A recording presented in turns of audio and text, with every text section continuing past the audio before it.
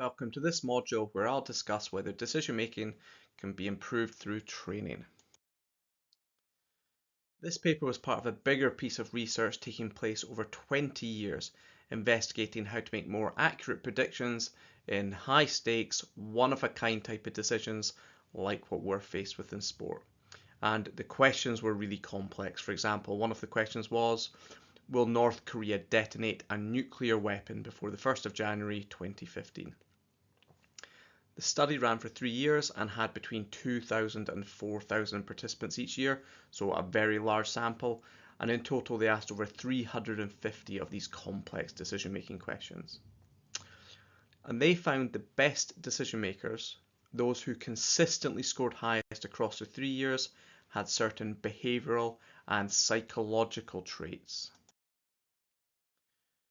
The way people thought about their decisions became a differentiating factor between the most accurate and high-performing decision makers, who they called super forecasters, and those who performed average or poor.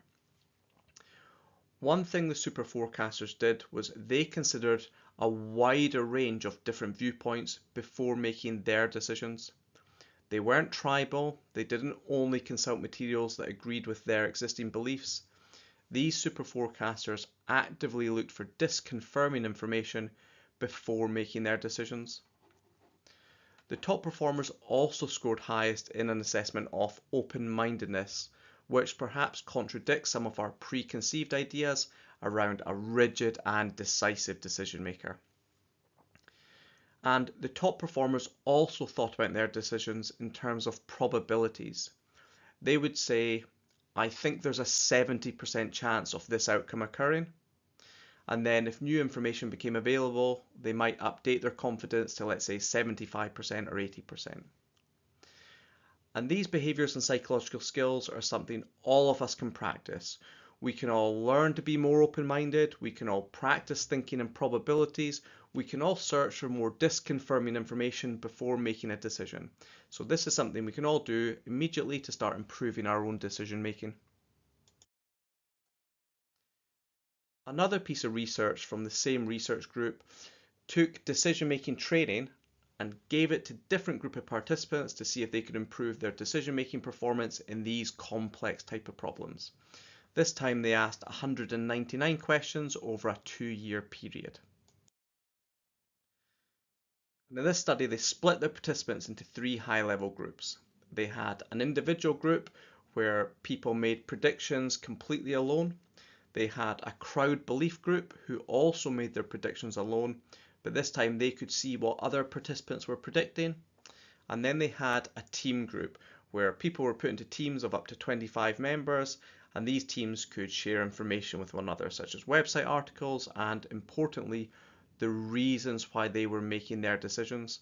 Now, in these teams, the individuals still made their own predictions, but they could communicate with one another. And then within each of these 3 high-level groups, participants either received no training, scenario training, or probability training. So, what did they find? Well, first of all, they used what's called a Breyer score, which is a method to measure decision-making performance, where the lower the score, the better the decision. So a score close to 0 is great, and a score close to 1 is very poor. And if our decision-making performance is improving over time, we should see our score decreasing. First of all, they found everybody improved, even those who received no training. And this tells us that deliberately practicing and scoring our decisions can make us a much better decision maker. Secondly, they found that when making these complex types of decisions, always working as part of a team is almost always more effective compared to making a decision alone. And most importantly, they found that making decisions as part of a team and receiving some sort of training, such as probability training, is the most effective way of improving your decision making when faced with these complex, one-of-a-kind type of decisions. And in some cases, people that were in the team decision making group who received probability training, they improved their decision making performance by over 50%, which is quite impressive.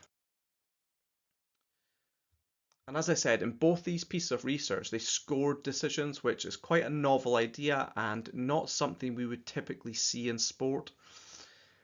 But when we score our decisions using a Brier score, we quickly get feedback on our decision making.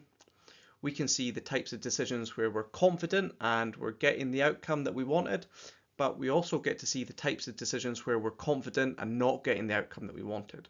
So even if it's just scoring our decisions for a small period of time, it can give us really useful feedback to improve our decision making. Okay, some practical take-home messages. First, start developing the behavioural characteristics of the super forecasters. Look for more disconfirming information.